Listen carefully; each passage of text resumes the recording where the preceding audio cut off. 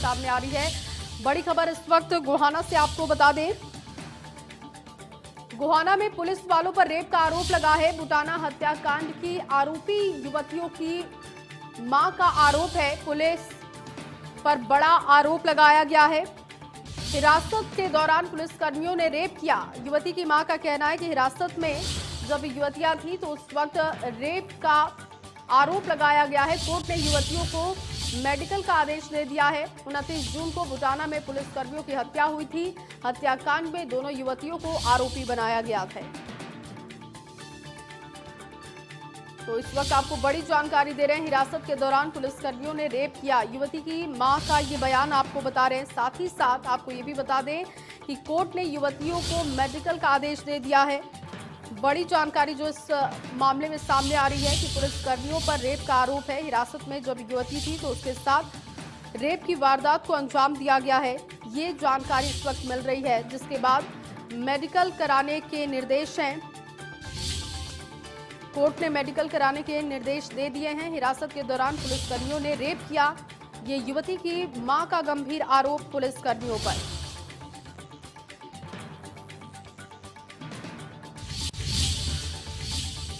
गोहाना के बुटाना गांव में गश्त करने के दौरान पुलिस कर्मियों की हत्या मामले में जिन युवतियों को गिरफ्तार किया गया है, उन्होंने गंभीर आरोप लगाए हैं। आरोप है कि पुलिस वालों ने रेप किया और इस आरोप के साथ युवती की मां कोर्ट पहुंच गई, जिसके बाद कोर्ट ने अधीक्षक को आदेश दिया है कि युवतियों का मेडिकल कराया जाए। आरोप है कि जब युवती हिरासत में थी तब उसके साथ हैवानियत की गई। आपको बता दें कि 29 जून को बुटाना गाँव के पास गश्त में गए सिपाही रविंद्र और एसपीओ कप्तान सिंह की चाकू से गोदकर हत्या कर दी गई थी।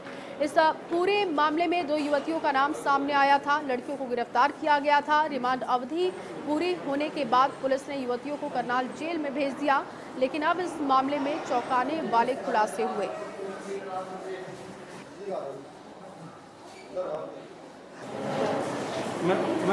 हमने कोर्ट में एक एप्लीकेशन दायर की है, जिसमें उन्होंने बोला है कि हमारी लड़की के साथ कस्टडी में रेप हुआ है और उनका मेडिकल करवाने के लिए और दोबारा से बयान देने के लिए उन्होंने कोर्ट से आदेश मांगे हैं। तो कोर्ट ने हमें उनसे रिप्लाई मांगा था, हमने रिप्लाई दे दिया है कि जो भी उन्होंने ये एलिगेशन लगाए हैं झूठे हैं, और उस बेसिस पर कोर्ट ने अपना आदेश जारी किया है कि एक बार दोबारा लड़की का जेल में मेडिकल किया जाएगा, उसके बाद आगे की कार्रवाई की जाएगी। दोनों में से कौन है सर? 2 लड़कियां थी इस पूरे मामले में। दोनों लड़कियों के बारे में। सर इन लड़कियों का घटनाक्रम क्या था, किस उसमें इन्वॉल्व थी सर ये? जी, जो बुटाना चौकी में जो हमारे 2 मुलाजिम का मर्डर हुआ था, उस घटना में ये लोग इन्वॉल्व थे, तो इसी के तहत इनको गिरफ्तार किया गया है। पूरी लीगली तरीके से गिरफ्तार किया गया था। मेडिकल टेस्ट कराने के बाद ही हमने उनको मजिस्ट्रेट के पास पेश किया, फिर उसके बाद उनको जेल भेज दिया गया। कितने दिन कस्टडी में रही थी सर ये लड़की? ये हमने कस्टडी में रखी नहीं है, सेम डे हमने मजिस्ट्रेट को पेश कर दी थी। उसके बाद 1 दिन की रिमांड लेके उसको दोबारा हमने फिर वापस जेल भेज दिया। और ज्यादा जानकारी के साथ बलराम इस वक्त मौजूद हैं। बलराम, सबसे पहले तो दर्शकों को ये बताइए ये पूरा मामला क्या रहा और इस वक्त ताजा अपडेट क्या है मामले को लेकर? बताना चाहूंगा, ये मामला 29 जून का है, जिसमें 2 अगस्त पर पुलिस कर्मचारी गए हुए थे, जिनकी चाकू घोंपकर हत्या कर दी गई थी। इस संदर्भ में 4 युवक आरोपी थे और 2 महिलाएं आरोपी बताई गई थी, और जिसमें एक मुठभेड़ में एक आरोपी मार गिराया गया था और 3 को गिरफ्तार किया गया था, जिसमें ये 2 लड़कियां गिरफ्तार की गई थी, बुटाना गांव की बताई जा रही हैं। और अभी इन लड़कियों की मां ने एक कोर्ट में शरण ली है। उनका कहना है कि पुलिस कस्टडी में उनकी गिरफ्तारी हुई थी, उनको जो 1 दिन के रिमांड पे लिया हुआ कस्टडी में इनके साथ रेप किया गया है और सामूहिक रेप यहाँ पर महिला के द्वारा पिटीशन डाली गई है, कोर्ट से की शरण ली गई है और कोर्ट ने आदेश दिए गए हैं जेल प्रशासन को कि युवतियों का मेडिकल कराकर जांच की जाए। जी, तो बलराम, क्या दोनों युवतियों को लेकर ये दावा उसकी मां ने किया है? हाँ जी, दोनों युवतियों को लेकर ये दावा किया गया है कि उनके साथ सामूहिक दुष्कर्म किया गया है। वहाँ पर जब कस्टडी में थे तो रेप किया गया है और इसी संदर्भ में कोर्ट की शरण लेने के बाद कोर्ट ने आदेश दिए गए हैं कि जेल प्रशासन से कि दोनों युवतियों के मेडिकल कराया जाए और उसकी जांच की जाए। जी, और बलराम, इस वक्त पुलिस कर्मियों का क्या कहना है जिन पर ये गंभीर आरोप लग रहे हैं? क्या उनको क्या उन्होंने अब तक इस मामले को लेकर कुछ साफ किया है? बताना चाहूंगा, उदय सिंह मीना जो एएसपी हैं, रैंक के हैं, आईपीएस हैं, उनसे जब बात की गई तो उन्होंने इस आरोप को निराधार बताया है। उन्होंने बताया कि इस प्रकार की कोई भी घटना नहीं हुई है। जो महिला जो युवतियां हैं उनकी माता ने कोर्ट में रहा है, ऐसा कुछ नहीं हुआ है और जांच का विषय है। अभी मेडिकल कराकर जो जेल प्रशासन ने मेडिकल कराएगा उसके बाद ही पूरा मामला खुल पाएगा। जी, तो बलराम, मेडिकल के लिए कब तक का समय है और कब तक रिपोर्ट आ सकती है? इस संदर्भ में अभी तक कुछ नहीं बताया गया है कब मेडिकल कराया जाएगा और कब तक इसके बारे में है, लेकिन कहीं ना कहीं कोर्ट के आदेश हैं जल्द से जल्द इसकी संभावना जताई जाए, जल्द से मेडिकल कराकर इस मामले पर पूरा संज्ञान लिया जाएगा। चलिए, बहुत शुक्रिया तमाम जानकारी के लिए।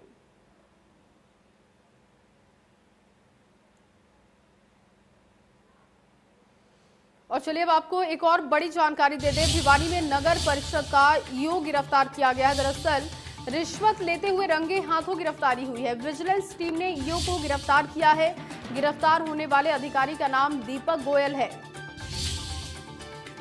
और रिश्वत लेते हुए रंगे हाथों ये गिरफ्तारी हुई है। हिसार विजिलेंस टीम के ईओ की गिरफ्तारी ठेकेदार से बिल पास कराने के नाम पर रिश्वत ली थी। गलियां बनाने वाले ठेकेदार ने इस बात की शिकायत की थी, जिसके बाद अब गिरफ्तारी की गई है। और भले ही प्रदेश में सरकार जीरो टॉलरेंस की बात करे, लेकिन कोई ना कोई अधिकारी या कर्मचारी काम करने की एवज में पैसे की मांग करता है। इस बार मामला सामने आया है भिवानी से, जहां नगर परिषद का सबसे बड़ा अधिकारी यानी कि ईओ रिश्वत लेते हुए विजिलेंस के हत्थे चढ़ा है। हिसार की विजिलेंस टीम ने ईओ को 35,000 रुपए की रिश्वत लेते हुए रंगे हाथों गिरफ्तार किया है। यह रिश्वत ठेकेदार से बिल पास कराने की एवज में ली जा रही थी। बताया जा रहा है कि नगर परिषद की गलियां बनाने वाले ठेकेदार विशाल यादव ने हिसार विजिलेंस में इस बात की शिकायत दी थी। भिवानी नगर परिषद का कार्यकारी अधिकारी दीपक गोयल उससे बिल पास कराने की एवज में 35,000 रुपए मांग रहा है। ठेकेदार की शिकायत पर हिसार विजिलेंस के डीएसपी विजेंद्र अत्री अपनी टीम के साथ भिवानी नगर परिषद कार्यकारी अधिकारी के कार्यालय पहुंचे और ईओ से पूछताछ शुरू की गई। ठेकेदार विशाल यादव का कहना है कि ईओ ने पहले भी बिल पास कराने के एवज में उससे 46,000 रुपए की मांग की थी और इस बार भी जब पैसे मांगे तो शिकायत हिसार विजिलेंस टीम को दी गई।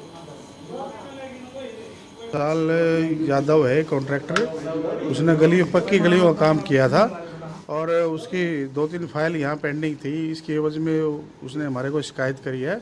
जो ईओ है, एग्जीक्यूटिव ऑफिसर है म्यूनसिपल कमेटी का, पास करने की एवज में पैसे मांग रहा है। तो हमने इस बिना पे प्लानिंग बना के और रेडिंग पार्टी तैयार की, तो हमने यहाँ रेड किया है।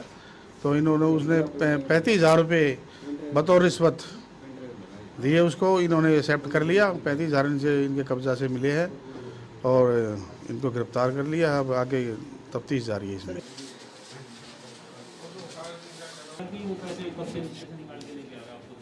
फोन लाइन पर रवि जांगड़ा इस वक्त मौजूद हैं। रवि, एक तरफ लगातार अधिकारियों को ये निर्देश देने की और साथ ही साथ उन्हें सुधारने की कोशिश सरकार कर रही है कि जीरो टॉलरेंस की नीति होनी चाहिए, दूसरी तरफ रिश्वत लेते खुद गिरफ्तारी हो रही है। कैसे इसे देखा जाए? बिल्कुल एक बड़ी कार्रवाई गए अमल में लाई गई है। अगर बात करें विजिलेंस टीम की, हिसार से विजिलेंस टीम आई थी और रातों रात जिस तरह से कार्रवाई अमल में लाई गई थी, हालांकि जिस ईओ यानी एग्जीक्यूटिव ऑफिसर को, कार्यकारी अधिकारी को गिरफ्तार किया गया है रंगे हाथों, उसका तबादला हो चुका था टोहाना के लिए, लेकिन इसके बावजूद 7:30 बजे कार्यालय खोला गया था, ठेकेदार को बुलाया गया था। हालांकि आरोप जो है जिस तरह के लगाए गए हैं, उसके बाद से जो पीड़ित है, जो आरोपी है, उसने ये कहा है कि उसको यहाँ पर जबरन फंसाने के लिए बुलाया गया था। लेकिन उससे पहले का जो मामला था 46,000 रुपए पहले भी, हालांकि जिस वक्त इसी ठेकेदार ने, इसी कॉन्ट्रैक्टर ने फाइल पास करवाने के नाम पर दिए थे, क्योंकि उसकी बहन की शादी थी और बहन की शादी के लिए उसको पैसों की जरूरत थी जो कि उसके अटके हुए थे। और इस बीच जिस तरह से जो राशि अब उसके द्वारा दी गई थी, उसको रंगे हाथों यहाँ पर पकड़ा गया है। पुलिस पूरे मामले की विजिलेंस टीम जांच कर रही है और उसके बाद कहीं न कहीं हड़कंप की स्थिति भी देखी जा रही है। बिल्कुल। और रवि, अगर ये पहली दफा होता और फंसाने की कोशिश की जाती तो ये मामला बिल्कुल नया होता। इससे पहले भी आरोप लगे हैं कि 46,000 की रिश्वत की मांग पहले भी की गई थी निर्माण कराने के एवज में। जाहिर तौर पर 40,000 रुपए पहले मांगे गए थे जब फाइल पास करवाई गई थी, उसके एवज में भी कई दिनों तक जो है मामले को अटकाया गया था। उसके बाद जब 40,000 रुपए दिए थे, हालांकि उस वक्त ठेकेदार को पैसों की जरूरत इसलिए थी क्योंकि उसकी बहन की शादी थी, बहन की शादी के लिए उसके पैसों की आवश्यकता थी और कानून में उसको फाइल निकलवाने के लिए 40,000 रुपए जब मांगे गए थे तो वो देने पड़े थे। और ठीक इसी तरह से हालांकि 35,000 रुपए अब दिए गए हैं एक फाइल निकलवाने के नाम पर। 3 फाइलें थी, 3 फाइलों में से एक फाइल निकालने के नाम पर 35,000 रुपए की रिश्वत जो है मांगी गई थी और उसके बाद पूरी बिसात बिछाई गई थी। देर शाम जो है कार्यालय में ईओ आते हैं, उसके बाद सीसीटीवी कैमरों की फुटेज में भी साफ तौर पर देखा जा सकता है किस तरह से देर शाम जो है करीब 7 बजे के बाद ऑफिस खोला जाता है, वहाँ पर कॉन्ट्रैक्टर आता है। हालांकि जो आरोपी है ईओ वो तमाम आरोपों को नकार रहा है। उसका कहना है कि उसको फंसाने के लिए इस तरह का जो है करतूत की गई थी, लेकिन जिस तरह से पूरा मामला सामने आया था उसके बाद कहीं न कहीं अधिकारियों की कार्यशैली पर भी सवालिया निशान खड़े होने लाजमी सी बात है। और जिस तरह से सरकार भी लगातार कह रही है जीरो टॉलरेंस की नीति, बिल्कुल। और रवि, इस तरीके से रिश्वतखोर अधिकारियों पर जीरो टॉलरेंस की नीति से ही काम होना भी चाहिए ताकि ये दूसरों के लिए एक मैसेज हो सके। बहुत शुक्रिया जुड़ने के लिए, तमाम जानकारी के लिए।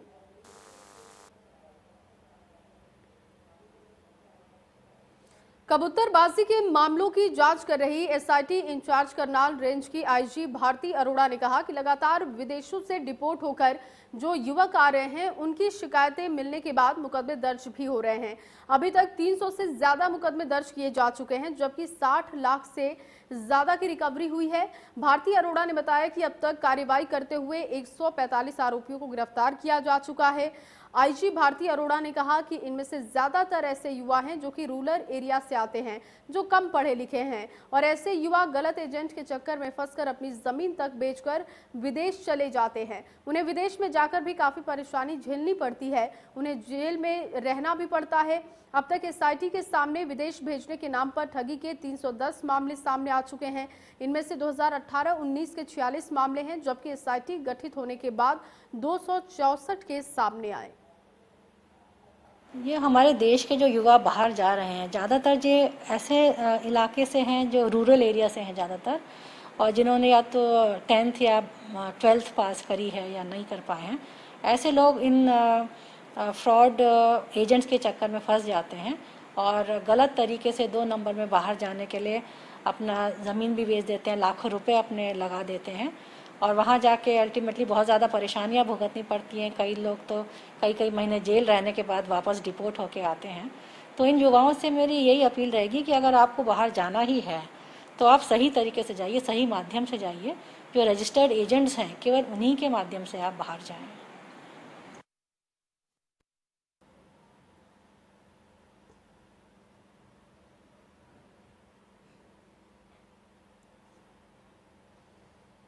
दो साल से ज्यादा का समय बीत जाने के बाद भी रेवाड़ी पुलिस एक बच्चे को नहीं ढूंढ पाई है। गांव मोहनपुर से अचानक लापता हुई 8वीं कक्षा की छात्रा शिवानी कहां है, इसका पता आज तक नहीं चल पाया है।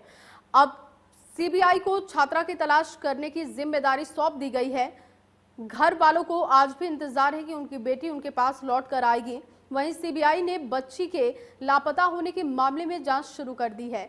सीबीआई की स्पेशल क्राइम यूनिट ने हरियाणा पुलिस से मामले की जांच अपने हाथ में ले ली है। शिवानी जून 2018 को कुछ सामान लेने के लिए गई थी, लेकिन उसके बाद से वो घर वापस नहीं लौटी। परिवार वालों ने हर जगह लड़की की तलाश की, लेकिन उसका कुछ भी पता नहीं चल पाया। लड़की को ढूंढने के लिए कई जगह प्रदर्शन भी होने लगे। हरियाणा पुलिस पर चौतरफा दबाव भी बनने लगा। अब हरियाणा पुलिस 1 साल से ज्यादा समय बीत जाने के बाद भी लड़की को नहीं ढूंढ पाई है, तो हरियाणा सरकार ने सितंबर 2019 में नोटिफिकेशन जारी करते हुए जांच सीबीआई से कराने की सिफारिश कर दी, जिसके बाद मार्च 2020 में डीओपीटी यानी कि कार्मिक मंत्रालय ने जांच सीबीआई को सौंपने का आदेश दिया। सीबीआई ने एफआईआर दर्ज करने में करीब 4 महीने का टाइम लगा दिया। 27 जुलाई 2020 सीबीआई ने लड़की के किडनैप होने की एफआईआर दर्ज की और सीबीआई की इस रफ्तार से ही अंदाजा लगा सकते हैं आप कि नाबालिग लड़की को ढूंढने में सरकार के विभाग कितने गंभीर दिखाई देते हैं। नहीं कार्रवाई करी, हमारी जिंदगी मरी को सबर आ जा, जिंदगी सबर में कौन है। 3 साल हो गए, मरी की लाश भी मांग ली से हमने। तो मेरी सलगम से बेटी में कर ढूंढूं मैं। धरने प्रदर्शन भी किए, क्या मंत्री ने किसी नेता ने कुछ मदद की? कुछ खूब धरना दिया उसको पंचायत खूब करी से दुश्मनान कोई पता नहीं करने करा नहीं उठवाई से। पुलिस ने कुछ नहीं किया, अब सीबीआई इसकी जांच कर रही है, सीबीआई को जिम्मा सौंपा है हरियाणा सरकार ने, क्या उम्मीद करते हैं? मैं तो यो चाहूँ सुनी पोता फांसी की सजा लगा दो उनका डेढ़ डांगे। अब सीबीआई को जांच दी गई है, क्या उम्मीद लगती है आपको कि अब आपकी बेटी मिल पाएगी? अब तक ना मिल पाए तो क्या मिलेगी वो, मरवाई से के करवाई से उन्हें। किसी पे शक है आपको? शक तो इनको ऊपर ही से है। कौन लोग हैं?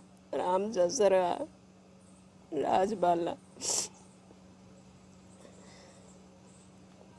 कौन लोग हैं? गांव के ही लोग हैं, पड़ोसी तो से। और चलिए एक छोटे से ब्रेक के लिए रुकते हैं।